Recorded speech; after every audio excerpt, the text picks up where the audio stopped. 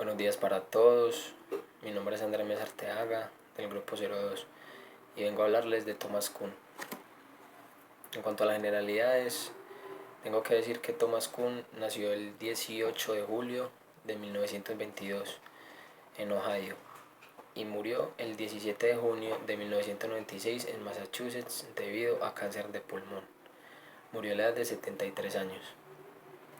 En cuanto a los libros de referencia, mi exposición se basa la mayor parte en la estructura de las revoluciones científicas, pero también tiene otros libros muy importantes como lo son la Revolución Copernicana, la función del dogma en la investigación científica, la tensión esencial y la teoría del cuerpo negro y la discontinuidad cuántica. Esos son los libros más importantes del señor Thomas Kuhn. El otro ítem del que hay que hablar son los datos históricos. Entonces, para los datos históricos, en los 73 años que él vivió, pues hay infinidad de sucesos, pero yo rescaté los más importantes, que son la caída del muro de Berlín en 1989, el bombardeo a Hiroshima y Nagasaki en el año de 1945, la revolución cubana, 1959, el asesinato de Mahatma Gandhi en 1948, la guerra del Golfo en 1991, Nelson Mandela, presidente de Sudáfrica, 1994, el magnicidio en Dallas, que fue el asesinato de John F. Kennedy, en 1963, la fundación de la ONU, muy importante, 1945, la llegada del hombre a la luna, pues es el suceso quizá que más ha marcado la historia, 1969, la Segunda Guerra Mundial, otro hecho sumamente importante, de 1939 hasta 1945, el descubrimiento de la penicilina por Alexander Fleming, 1928, y el último suceso que tengo es el accidente de Chernobyl en 1986. Todavía hay secuelas de este penoso accidente. Bueno, siguiente, los conceptos importantes. Pues bueno, la filosofía de Thomas Kuhn se basaba en los paradigmas. Debo agregar algo, que Thomas Kuhn nunca estudió filosofía, fue físico y dio clases en varias universidades, pero en el transcurso de su vida se dedicó a estudiar la historia de la ciencia y empezó como a meterse por el lado de la filosofía de la ciencia. Entonces por ahí fue que comenzó todo. Como les decía, la filosofía de Thomas Kuhn se basaba en los paradigmas. Él definía un paradigma con las siguientes palabras: considero a los paradigmas como realizaciones científicas universalmente reconocidas que durante cierto tiempo proporcionan modelos de problemas y soluciones a una comunidad científica. Esa era la definición de paradigma para Thomas Kuhn. Entonces, como les venía diciendo, él estudió la historia de la ciencia. Y en cuanto a la ciencia, la dividía en dos: la formalista y la historicista. La formalista, que era que se entendía la ciencia como una actividad completamente racional y controlada. Y la historicista entendía la ciencia como actividad concreta a lo largo de los siglos, que en cada momento o en cada época tenía su historia y sus características. Ahora, habían varios momentos de la ciencia, habían 5 momentos o fases, también se le puede llamar fases. La primera fase, el establecimiento de un paradigma o la presciencia, ¿sí? La segunda fase, ciencia normal. Ahí entraba la investigación científica de alguna comunidad que reconocía durante cierto tiempo un paradigma. La tercera, la crisis. ¿Qué es la crisis? Cuando nuevos paradigmas entran a debatirse y a competir, entre comillas, para imponerse sobre los demás paradigmas. La cuarta fase era la revolución científica. ¿Qué era la revolución científica o cuándo se daba la revolución científica? Se daba cuando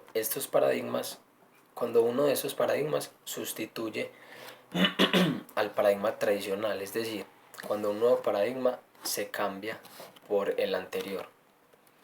Y la quinta fase, pues ya tenemos el nuevo paradigma. Vale recalcar algo, y es que Thomas Kuhn tenía una pequeña diferencia, o más bien no una diferencia, quería corregir el pensamiento de otro filósofo llamado Karl Popper, el cual la teoría que tenía era mediante el falsacionismo. ¿Qué era el falsacionismo? Que durante sus estudios no verificaba cosas verdaderas, sino que falseaba cosas falsas.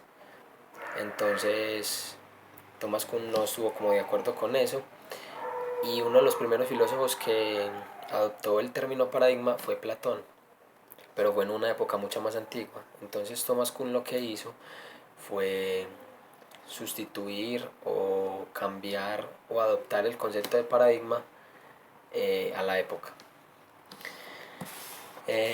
Kuhn distingue dos tipos de paradigmas, o más bien no dos tipos de paradigmas, sino dos formas de uso. La primera, que el paradigma se puede concebir como un logro, y la segunda, que se puede concebir como valores compartidos, que es como logro, una forma nueva y aceptada para resolver un problema. Y valores compartidos es un conjunto de métodos y reglas utilizadas por los científicos que después se modela o se moldea a través del paradigma como logro. Otra cosa es que para Thomas Kuhn un paradigma no cambia porque simplemente llegó uno nuevo o porque es más complejo o simplemente porque es más actual. No cambia por eso, solo para él un paradigma cambia debido a que el paradigma anterior ya no es capaz de resolver dudas, porque como todo está en constante cambio, siempre van a surgir nuevas dudas y nuevas preguntas, y el paradigma anterior ya no es capaz de soportar esas dudas ni de resolverlas. Entonces se va abandonando ese paradigma anterior y se va adaptando un nuevo paradigma.